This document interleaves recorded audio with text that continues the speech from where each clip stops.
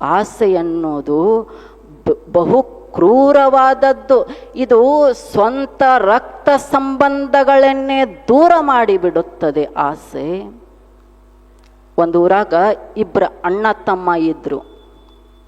ಅಣ್ಣ ತಮ್ಮ ತಂದೆ ತಾಯಿಗಳು ತೀರ್ಕೊಂಡರು. ಅಣ್ಣನ ಮದುವೆ ಆಯಿತು. ಮದುವೆ ಆಗಂತೆ ಅಣ್ಣ ಹೇಳಿದ, ಇಲ್ಲಪ್ಪ ಬ್ಯಾರೆ ಆಗೋನು ಅಂತಂದ ಅಣ್ಣ. ಅಣ್ಣ ಬ್ಯಾರೆ ಆಗೋನು ಅಂತನಂತೆ, ಮತ್ತು ತಮ್ಮನ ಮದುವೆ ಆಗಿದ್ದಿಲ್ಲ. ಆಯಿತು, ಮತ್ತು ಅಣ್ಣ ಬ್ಯಾರೆ ಆಗೋನು ಅನ್ನಕತ್ತಾನ, ಆಗಿಬಿಡೋನು ಅಂತ. ಮನೆ ಒಡೆದರು, ಒಂದು ಬಾಗಿಲ ಕುಂಡಿಸಿದ್ರು, ನಡು ಒಂದು ಗ್ವಾಡಿ ಕಟ್ಟಿದ್ರು, ಬ್ಯಾರೆ ಆದರು. ಏನೂ ಇದ್ದಿದ್ದಿಲ್ಲ ತಂದೆ ತಾಯಿಗಳದ್ದಂತ. ಒಂದು ಆಕಳನ್ನು, ಒಂದು ಗೋವನ್ನು ಅಷ್ಟೇ ಬಿಟ್ಟು ಹೋಗಿದ್ರು ತಂದೆ ತಾಯಿಗಳು. ಅಷ್ಟೇ ಅವರ ಸಂಪತ್ತು. ಆವಾಗ ಅಣ್ಣಂದ, ಇಲ್ಲ, ಇದು ತಂದೆ ತಾಯಿಗಳು ಬಿಟ್ಟು ಹೋದ ಬಳವಳಿ ಇದೆ.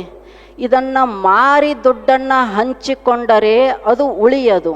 ತಂದೆ ತಾಯಿಗಳದ್ದೇನಾದರೂ ಗುರಿತು ಉಳಿಯಬೇಕಂದ್ರೆ ಇದನ್ನು ಉಳಿಸ್ಕೊಳ್ಳೋಣ ಮತ್ತು ಇದನ್ನು ಪಾಲು ಮಾಡೋಣ ಅಂತ ಅಣ್ಣಂದ. ಬುದ್ಧಿವಂತಿದ್ದ ಅಣ್ಣ ತಮ್ಮ ಅಷ್ಟ ಅರುಗೇಡಿದ್ದ, ತಿಳಿತಿದ್ದಿಲ್ಲ, ತಿಳುಗೇಡಿದ್ದ. ಅವಾಗ ಹ್ಞೂ ಆಯ್ತಣ್ಣ ಅಂತಂದ. ಮತ್ತು ಹೆಂಗೆ ಪಾಲ ಮಾಡ್ಕೊಳ್ಬೇಕು? ನೀ ಅರ್ಧ ನಾ ಅರ್ಧ. ಯಾವುದನ್ನು? ಗೋವನ್ನು ಕತ್ತರಿಸಿ ಅಲ್ಲ, ಜೀವಂತ. ಮುಂದಿಂದು ನೀ ತಗೋ, ಹಿಂದಿಂದು ನಾ ತಗೋತಾನ. ಮುಂದಿಂದು ನೀ ಸೇವೆ ಮಾಡು, ಹಿಂದಿಂದು ನಾ ಸೇವೆ ಮಾಡ್ತಾನೆ. ತಮಗೆ ಗೊತ್ತಾಗಲಿಲ್ಲ ಅದು ಏನಂತೇಳಿ. ಆಯ್ತಣ್ಣ ಅಂತ ಒಪ್ಕೊಂಡ. ಮತ್ತು ಮುಂದಿಂದ ತಮಗೆ ಬಂತಲ್ಲ, ತಮ್ಮ ಏನು ಮಾಡ್ಬೇಕು? ಅದಕ್ಕಷ್ಟು ಹುಲ್ಲು ಹಾಕಬೇಕು, ನೀರು ಕುಡಿಸ್ಬೇಕು, ದಿನ ಮೇಯಿಸ್ಕೊಂಡು ಬರ್ಬೇಕು. ಮುಂದೆ ಬಾಯಿ ಇರೋದು. ತಮ್ಮ ಹೊಂಟ ಗುಡ್ಡಕ್ಕೆ ಮೇಯಿಸ್ಕೊಂಡು ಬರಕ್ಕೆ. ಅವ ತಂದು ಮೇಯಿಸ್ಕೊಂಡು ಮನ್ಯಾಗ ಕಟ್ಟುತ್ತಿದ್ದ. ಅವ ಕಟ್ಟಿದ ಮೇಲೆ ಇವ್ ಬಂದು ಹಿಂಡ್ಕೋತಿದ್ದ. ಇವಂದು ಹಿಂದಿಂದಿತ್ತು ಪಾಲು. ಚಲೋ ತಂಗಿ ಹಾಲು ಹಿಂಡ್ಕೊಂಡು ಬಿಡವ, ಗಡಿಗೆ ಹಾಲು ಹಿಂಡ್ಕೊಂಡು ಬಿಡವ. ತಮ್ಮ ಬಾಯಿ ತಕ್ಕೊಂಡು ಕೊಂಡಿರ್ತಿದ್ದ. ಅಣ್ಣ ನನಗಷ್ಟು ಕೊಡ್ತಾನ ಅಂತ ಹೇಳಿ ಕೂತ್ಕೋತಿದ್ದ. ಅಣ್ಣನ ಒಳಗೆ ದುರಾಸೆ ಬೆಳೆದು ಬಿಟ್ಟಿತ್ತು. ಸ್ವಂತ ರಕ್ತ ಸಂಬಂಧವನ್ನೇ ಆ ಆಸೆ ಮರೆಸಿ ಬಿಟ್ಟಿತ್ತು ಅಣ್ಣನನ್ನ. ನೋಡಿದ ತಮ್ಮ, ಒಂದು ದಿನ ನೋಡಿದ, 2 ದಿನ ನೋಡಿದ. ಅವಂಗೂ ಇವ್ 1 ದಿನ ಕೊಡ್ತಾನೆ, 2 ದಿನ ಕೊಡ್ತಾನಂತ ನೋಡಿದ. ಎಷ್ಟು ಭಾಳಿಲ್ಲ, 1 ಲೋಟ ಹಾಲು ಅಷ್ಟೇ ಬೇಕಾಗಿತ್ತು. ಆದರೆ ಇವೇನು ಕೊಡಲಿಲ್ಲ. ಅವ ಗುಡ್ಡಕ್ಕೆ ಹೊಡ್ಕೊಂಡು ಹೋಗಿದ್ದ. ಆವಾಗ ಗೆಳೆಯನಿಗೆ ಹೇಳ್ತಾನೆ, ಗೆಳೆಯ, ಮನೆಯಲ್ಲಿ ಈ ಥರ ಆಗಿಬಿಟ್ಟಿದೆ. ನಾನು ಮೇಯಿಸಿಕೊಂಡು ನೀರು ಕುಡಿಸಿ ಅದರ ಬೆನ್ನನ್ನು ಒರೆಸಿ ಮನೆಗೆ ಕರೆದುಕೊಂಡು ಹೋಗೋದು. ಆದರೆ ಅಣ್ಣ ಎಲ್ಲ ಹಾಲನ್ನು ಹಿಂಡಿಕೊಳ್ಳುತ್ತಾನೆ, ಸಗಣಿಯ ಗೊಬ್ಬರವನ್ನು ಅವನೇ ತೆಗೆದುಕೊಳ್ಳುತ್ತಾನೆ. ಏನು ಮಾಡೋದು ಗೆಳೆಯ ಅಂತ ಕೇಳಿದ. ಅವಾಗ ಗೆಳೆಯ ಹೇಳ್ತಾನೆ, ಇದಕ್ಕೊಂದು ನನ್ನ ತಲೆ ಉಪಾಯ ಇದೆ. ಏನೂ ಮಾಡಬೇಡ, ಇವತ್ತು ಅದನ್ನು ಮೇಯಿಸ್ಬೇಡ, ನೀರು ಕುಡಿಸ್ಬೇಡ, ಗಿಡಕ್ಕೆ ಕಟ್ಟನಿ ಅಂತ ಹೇಳಿದ. ಗಿಡಕ್ಕೆ ಹಂಗೆ ಕಟ್ಟಿದ. ಹೋಗಿ ಮತ್ತೆ ಮನ್ಯಾಗ ಕಟ್ಟಿದ. ಇವು ಹಿಂಡ್ಕೊಳಕ್ಕೆ ಬಂದ. ಹಿಂಡಿದ, ಹಾಲು ಬರಲಿಲ್ಲ. ಅವಾಗ ಅನ್ಕೊಂಡ, ಏನೋ ಇವತ್ತು ಹಾಲು ಬರುವಲ್ಲೂ ಆಯ್ತಂತ ಮತ್ತೆ ಸುಮ್ಮ ಹೋದ. ಇವು ಮತ್ತೆ ಮಾರನೇ ದಿನ ಹೋದ, ಮತ್ತೆ ಗಿಡಕ್ಕೆ ಕಟ್ಟಿದ. ಹಂಗೆ ತಂದು ಮನ್ಯಾಗ ಕಟ್ಟಿಬಿಟ್ಟ. ಮತ್ತೆ ಇವು ಹಿಂಡ್ಕೊಳಕ್ಕೆ ಬಂದ. ಅದಕ್ಕೆ ಹೊಟ್ಯಾಗ ಊಟ ಇರಲಿಲ್ಲ, ನೀರು ಇರಲಿಲ್ಲ. ಸಿಟ್ಟು ಬಂದಿತ್ತು, ಆಕಳಿಗೆ ಸಿಟ್ಟು ಬಂದಿತ್ತು. ಇವು ಕುಂಡ್ರೋದು ಅಷ್ಟ ನೋಡಾಕತ್ತಿತ್ತು, ಅದು ಹಿಂಡ್ಕೊಳಕ್ಕೆ ಕುಂಡ್ರೋದು ಅಷ್ಟ ನೋಡಾಕತ್ತಿತ್ತು.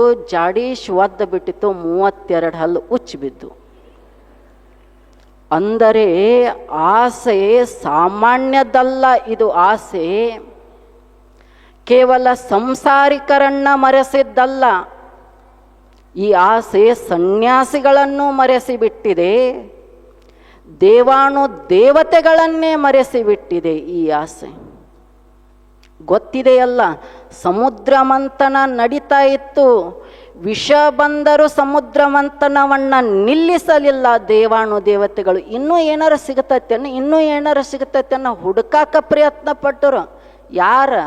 ನಾವೆಲ್ಲರೂ ದೇವರಂತ ಪೂಜಿಸುವವರು. ಅವರ ಒಳಗೇನೆ ಆಸೆ ಕಡಿಮೆ ಆಗಲಿಲ್ಲ. ಇನ್ನು ನಿಮ್ಮೊಳಗೆ ಇದನ್ನು ಕಡಿಮೆ ಮಾಡಲು ಸಾಧ್ಯವೇನು? ಆದ್ರೆ ಯಾರ್ಯಾರ ಆಸೆಗೆ ಬಲಿಯಾಗ್ಯಾರ ಅವರೆಲ್ಲರೂ ದುಃಖವನ್ನೇ ಅನುಭವಿಸಿದ್ದಾರೆ. ಆ ಸಮುದ್ರ ಮಂಥನದಲ್ಲಿ ಅಮೃತ ಬಂದಾಗ ಮತ್ತೆ ಅದನ್ನು ಹೊಸೆದರು, ವಿಷ ಬಂದಿತು. ವಿಷ ಬಂದು ಜಗತ್ತಿನಾದ್ಯಂತ ಪಸರಿಸಲು ಪ್ರಾರಂಭವಾಯಿತು. ಆವಾಗ ದೇವಾನು ದೇವತೆಗಳು ಸದಕ್ಕೆ ದುಃಖಕ್ಕೆ ಈಡಾಗಿ ಬಿಟ್ಟರು. ಮತ್ತು ನಮ್ಮ ನಿಮ್ಮ ಮನೆ ಒಡೆಯು ಹೆಂಗೆ ಗೊತ್ತೈತೇನ್ರಿ? ನಮ್ಮ ನಿಮ್ಮ ಮನೆಗಳು ಒಡೆಯುವುದು ಹೇಗೆ ಅಂತಂದ್ರೆ, ಈಗ ಅಣ್ಣಗೆ ಗೊತ್ತಿಲ್ದಂಗ ತಮ್ಮ ರೊಕ್ಕ ಮಾಡ್ಕೊಂಡಿರ್ತಾನ, ತಮಗೆ ಗೊತ್ತಿಲ್ದಂಗೆ ಅಣ್ಣ ಮಾಡ್ಕೊಂಡು ಬಿಟ್ಟಿರ್ತಾನ. ಒಂದ ಮನ್ಯಾಗ ಕೂಡಿ ಇರ್ತಾರ. ಮತ್ತು ಒಂದು ದಿನ ಗೊತ್ತಾಕತಿ ಅವನ ಸುದ್ದಿ ಇವಂಗ ಗೊತ್ತಾಕತಿ, ಇವನ ಸುದ್ದಿ ಅವಂಗ ಗೊತ್ತಾಕತಿ. ಮನೆ ಜಗಳ ಚಾಲು ಆಗಿಬಿಡ್ತೈತಿ. ಜಗಳಗಳು ಹಿಂಗೆ ಪ್ರಾರಂಭ ಆಗತ್ತೆ. ಯಾಕೆ? ಆಸೆಯ ಹಿಂದೆ ಬಿದ್ದ ಕಾರಣಕ್ಕಾಗಿ ಜಗಳಗಳು ಪ್ರಾರಂಭವಾಗುತ್ತವೆ. ಆಸೆಯನ್ನು ನಿಗ್ರಹಿಸಬೇಕು.